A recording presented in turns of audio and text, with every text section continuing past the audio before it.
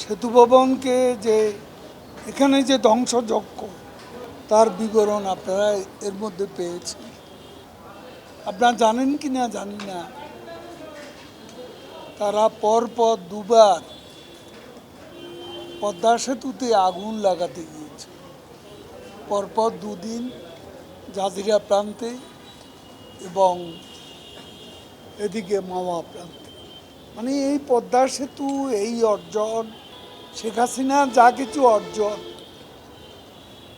এ অর্জনগুলোকে ধ্বংস করে ফেলতে হবে। ধ্বংস চিহ্ন দুর্যোগ ব্যবস্থাপনা, 57টা গাড়ি পুড়ে গেছে। আজকে দেখুন মেট্রো রেল নেই, পার্থক্যটা বুঝেন, জনভোগান্তি কোথায়। আজকে এলিভেটেড এক্সপ্রেসওয়ে নেই, ফার্ম গেট থেকে এয়ারপোর্টে 8 মিনিটে যাতায়াতের স্বপ্ন এখন দুঃস্বপ্ন। মানুষ কষ্ট পাচ্ছে, উত্তরা থেকে হাজার হাজার মানুষ ঢাকা আসার জন্য চেষ্টা করছে। 8-10 মিনিটের এখানে 30 মিনিটের পথ এখন 2 ঘন্টায়ও আসতে পারছে, 2 ঘন্টায়ও যেতে পারছে। এভাবে রাষ্ট্রীয় সম্পদের ক্ষতি সাধন তারা করেছে। এটা সাধারণ ছাত্রছাত্রীদের কাজ নয়। তারা কোটার মধ্যে সীমাবদ্ধ ছিল, আর তার উপরে রাজনৈতিক মতলবে বিএনপি জামাত এই আন্দোলনে উপর ভর করেছে।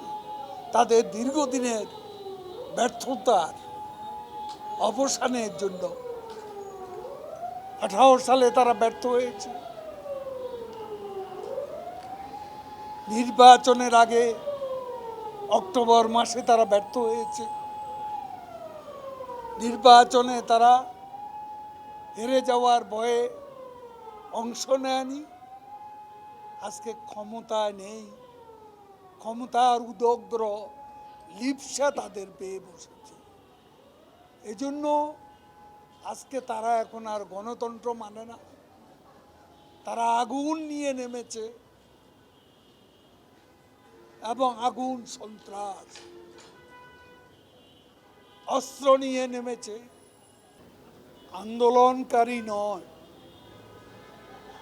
আন্দোলনের উপর ভর করে যারা সহিংসতা ধ্বংসযজ্ঞের মাধ্যমে একে রাজনৈতিক রূপ দেওয়ার চেষ্টা করছে, তাদের বিরুদ্ধে মুক্তিযুদ্ধের সপক্ষে সকল শক্তিকে শেখ হাসিনার নেতৃত্বে ঐক্যবদ্ধ হওয়ার আমরা আহ্বান জানাচ্ছি। এই যে পুড়ে যাওয়া গাড়িগুলো, এগুলো কি কবে নাগাদ চালু হতে পারবে? দুর্যোগ ব্যবস্থাপনায় গিয়ে দেখুন যে ধ্বংসযজ্ঞ, সেটা কবে নাগাদ, এটা কি এখন বলা সম্ভব? মেট্রো রেলের কাজীপাড়া, মিরপুর 10 এ দুটা ধ্বংসপ্রাপ্ত।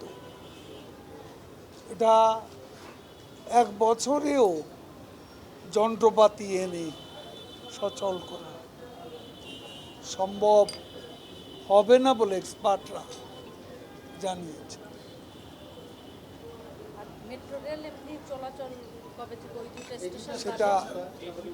সেটা সর্বোচ্চ সিদ্ধান্ত। বিষয়গুলো প্রধানমন্ত্রী শেখ হাসিনা যে সিদ্ধান্ত দিবেন, ওই সিদ্ধান্তের উপরে আমরা পর্যায়ক্রমে যেখানে যা করার সেটা করব।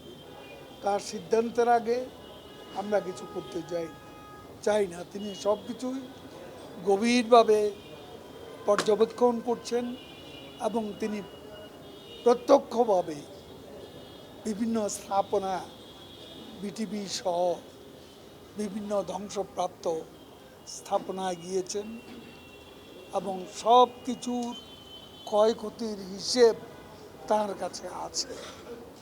কী অবস্থা, কোনটা কখন চালু করা যাবে আমি এই মুহূর্তে বলতে পারছি না। সবাইকে ধন্যবাদ।